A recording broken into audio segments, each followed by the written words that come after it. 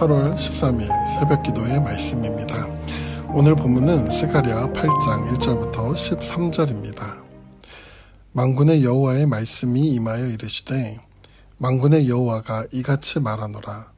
내가 시온을 위하여 크게 질투하며 그를 위하여 크게 분노함으로 질투하노라. 여호와가 이같이 말하노라. 내가 시온에 돌아와 예루살렘 가운데에 거하리니 예루살렘은 진리의 성읍이라 일컫겠고 만군의 여호와의 산은 성산이라 일컫게 되리라. 만군의 여호와가 이같이 말하노라. 예루살렘 길거리에 늙은 남자들과 늙은 여자들이 다시 앉을 것이라. 다 나이가 많으므로 저마다 손에 지팡이를 잡을 것이요. 그 성읍거리에 소년과 소녀들이 가득하여 거기에서 뛰놀리라. 만군의 여호와가 이같이 말하노라. 이 일이 그날의 남은 백성의 눈에는 기이하려니와 내 눈에야 어찌 기이하겠느냐. 만군의 여호와의 말이니라. 만군의 여호와가 이같이 말하노라. 보라, 내가 내 백성을 해가 뜨는 땅과 해가 지는 땅에서부터 구원하여 내고 인도하여다가 예루살렘 가운데에 거주하게 하리니 그들은 내 백성이 되고 나는 진리와 공의로 그들의 하나님이 되리라. 만군의 여호와가 이같이 말하노라. 만군의 여호와의 집 곧 성전을 건축하려고 그 지대를 쌓던 날에 있었던 선지자들의 입의 말을 이 날에 듣는 너희는 손을 견고히 할지어다. 이날 전에는 사람도 삭을 얻지 못하고 짐승도 삭을 받지 못하였으며 사람이 원수로 말미암아 평안히 출입하지 못하였으니 내가 모든 사람을 풀어 서로 치게 하였느니라.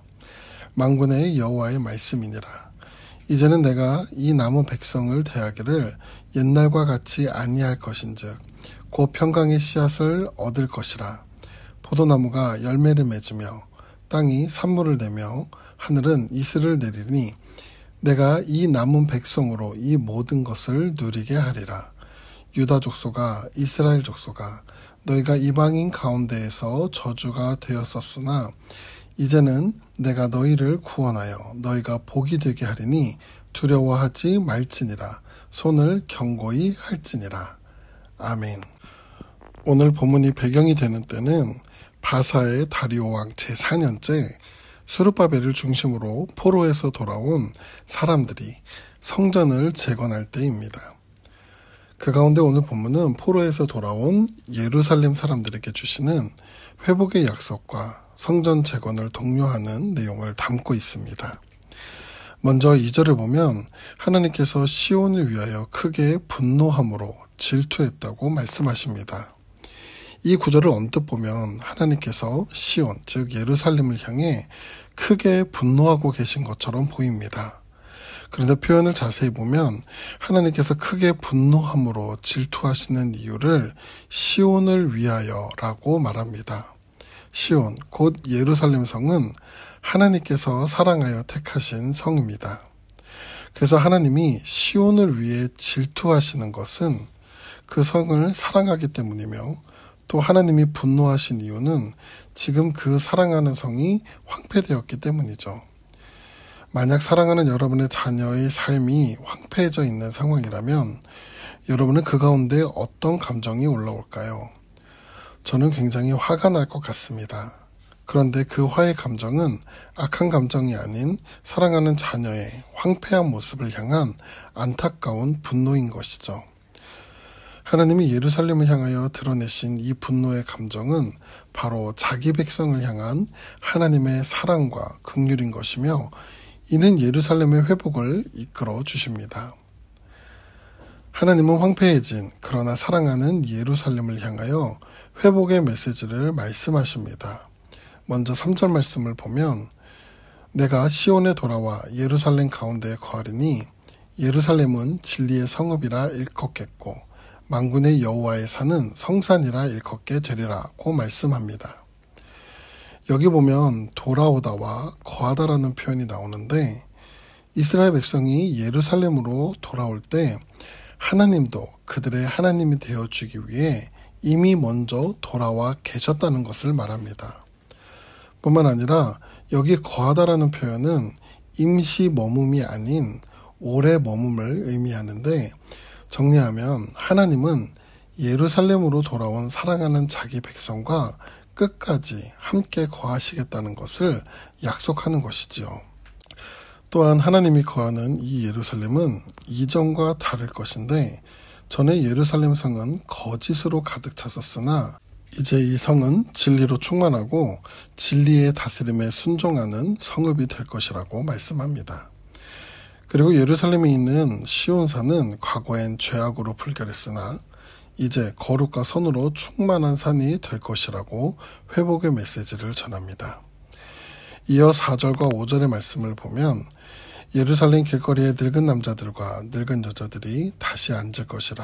다 나이가 많으므로 저마다 손에 지팡이를 잡을 것이요. 그 성읍 거리에 소년과 소녀들이 가득하여 거기서 뛰놀리라 라고 말씀합니다. 예루살렘이 멸망하고 수십 년이 지나면서 이곳에 나이 든 사람들은 모두 세상을 떠났고 젊은 사람들은 다 포로로 끌려갔기 때문에 아이들은 태어날 수 없었고 그래서 예루살렘에는 더 이상 늙은 사람과 소년, 소녀들은 없었습니다. 다시 말해 민족적으로 아무런 소망이 없는 상태인 것이죠. 그런데 하나님이 다시 예루살렘과 함께 하실 때 포로에서 돌아온 사람들이 이제는 자녀도 낳게 되어 성읍거리에 소년, 소녀들이 가득하여 거기서 뛰논다고 합니다.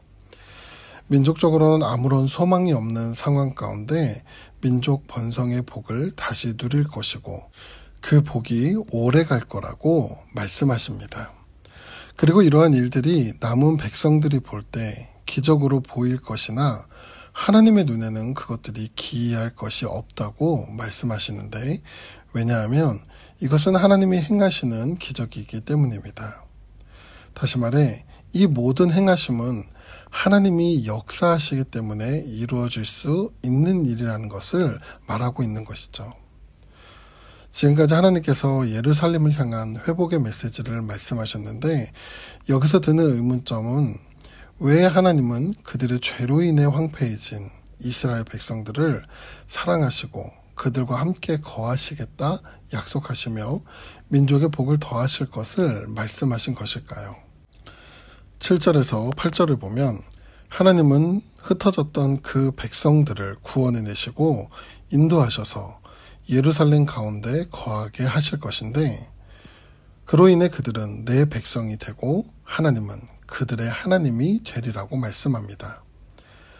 하나님의 전적인 은혜로 이스라엘 백성을 구원하심으로 하나님과 이스라엘 백성과의 관계가 회복되는 것이죠. 이를 통해 하나님이 택한 백성을 끝까지 사랑하시고 구원의 은혜로 이끄시는 하나님의 은혜와 사랑을 다시 한번 돌아보게 됩니다. 이제 예루살렘의 회복을 말씀하시던 메시지는 성전 재건을 독려하는 말씀으로 이어집니다. 9절에서 13절까지의 말씀을 보면 동일하게 나오는 말이 있는데 바로 손을 경고히 할지어다입니다.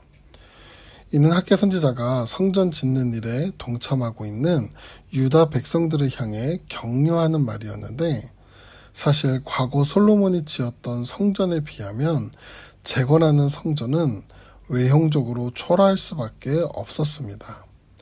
그래서 첫 성전을 보았던 나이 많은 사람들은 첫 지대가 놓이는 것을 보고 속상한 마음에 통곡할 수밖에 없었죠.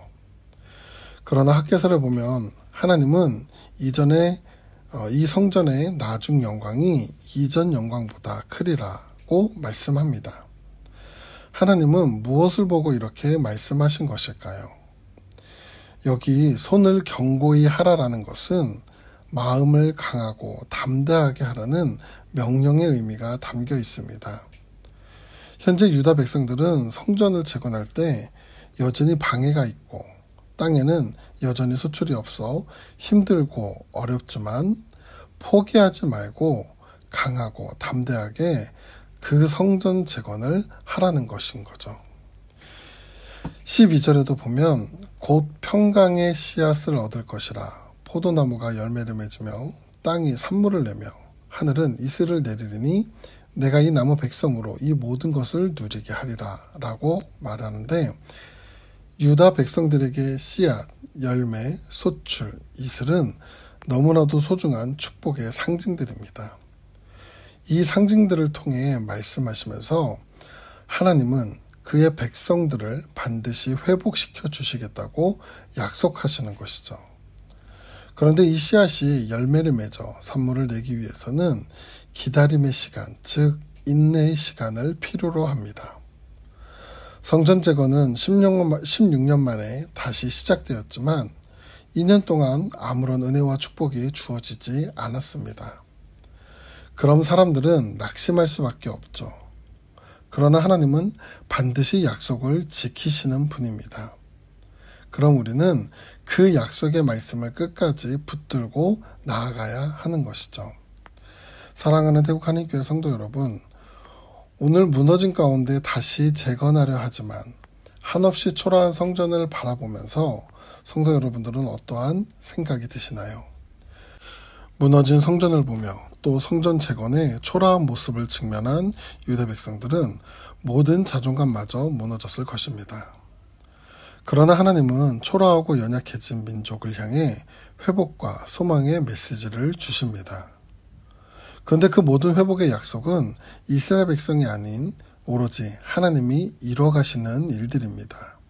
그리고 이스라엘 백성에게는 단 한 가지만 요구하십니다. 너희의 손을 견고히 해라. 이는 주어진 상황에 두려워하지 말고 강하고 담대함을 가지고 무너진 성전을 회복하라는 명령인 것이죠. 오늘 우리의 삶에도 하나님이 주시는 여러 회복의 말씀이 있을 줄 믿습니다. 하나님은 각자에게 주신 그 말씀을 분명 이루실 것입니다. 그 가운데 우리의 생각과 마음도 견고히 하여 여러 상황 가운데 담대하게 그리고 끝까지 믿음으로 살아가는 성도님들의 삶이 되시기를 간절히 바랍니다. 기도하겠습니다. 은혜로우신 하나님, 우리의 연약한 인생 가운데 찾아와 주셔서 너희는 내 백성이 되고 나는 너의 하나님이 됨이라 말씀하시는 그 하나님을 오늘 우리에게 주어진 삶에서 믿음으로 바라볼 수 있도록 인도하여 주시옵소서. 오늘 우리의 손을 견고히 하여 마음을 강하게 하고 담대히 살아가려 할 때 우리에게 힘과 능력을 허락하여 주시옵소서. 오늘 하루도 하나님이 주시는 회복과 은혜의 말씀을 붙들고 살아갈 수 있도록 인도하여 주시옵소서. 감사드리며 예수님의 이름으로 기도드립니다. 아멘.